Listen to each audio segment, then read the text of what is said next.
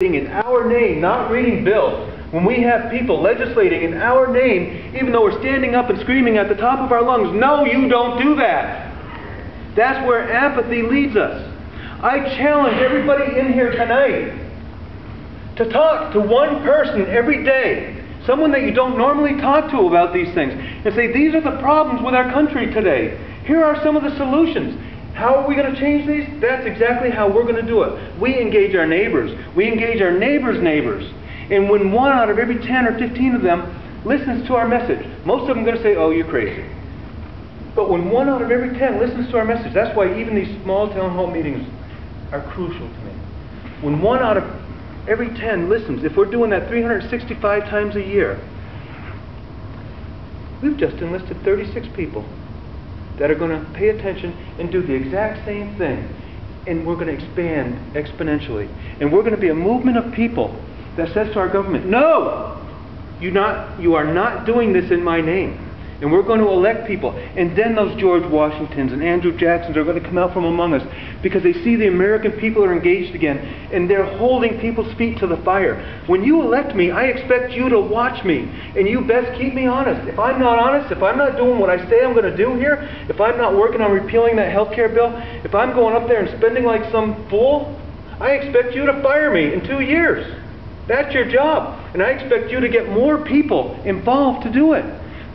And when you get those people involved, those are the people, when I'm telling you, these are the hard decisions we have to make. There is no painless way to come out of where we are, but we have to do it for her sake and my daughter's sake.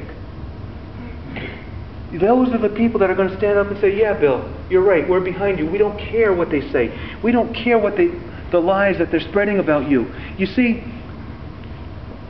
someone tried this with a half-hearted attempt back in 1994, I think, and they stood up and they said, oh, they're trying to steal the food from children. They want to kill children.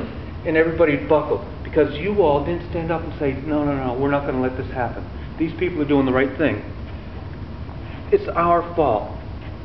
Where we are today is our fault. I was talking to a lady the other night, Barbara something on FATV. Barbara Roy. Yeah.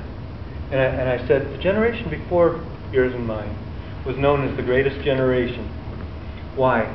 Because they were willing to give up everything for the preservation of freedom, for the preservation of this country, to make a better life for their children.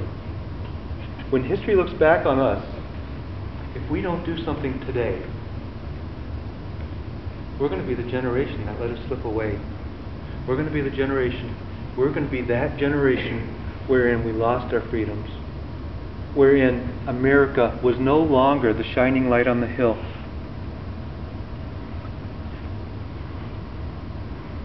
Why do people always come here? Why are people flooding our southern border? It's not for the handouts. It's for the liberties and freedoms that have made our country great. Our country has always excelled because of those liberties and freedoms and the engagement of the American public. The good news is, in 44 states, there are citizen candidates, including this one.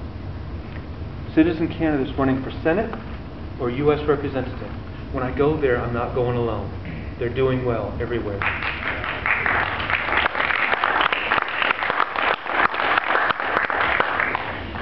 And when we get there, we're going to go there with a mandate from the people, and we're going to say it's time to stop. Your heads are on the chopping block next if you don't start behaving the way a representative or a senator is supposed to behave. You know, people ask me why I don't talk about President Obama up here. I'm not running against the man, and he's only one man. You see, Megan, have you read the Constitution yet? Not all of it. Okay. When you do, Article 1, that describes Congress, the legislative branch of the government. It is the longest part of the U.S. Constitution. And the executive branch, the president, is way little like this. And the judiciary is way little like this. That's because the legislative branch contains the most authority according to the Constitution. The president is not the most powerful branch of government. The judiciary is not the most powerful branch of government. The legislative branch is the most powerful branch of government. Why?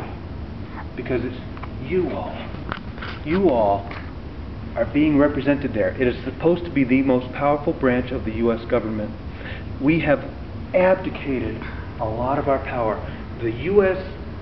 Congress has almost voted itself to complete irrelevance. We're passing laws via executive orders and regulation. We're passing laws at the level of the judiciary. We need a strong Congress to stand up and say, no, these are our authorities, we're taking all of them back. You cannot declare war. You cannot legislate. You cannot say that the Constitution is a living, breathing document that needs to be interpreted according to the social mores of the day. We need a strong Congress to do that, and I will go to Congress and make that statement on your behalf if you choose to elect me to the position of U.S. Representative from the 1st Congressional District of Massachusetts.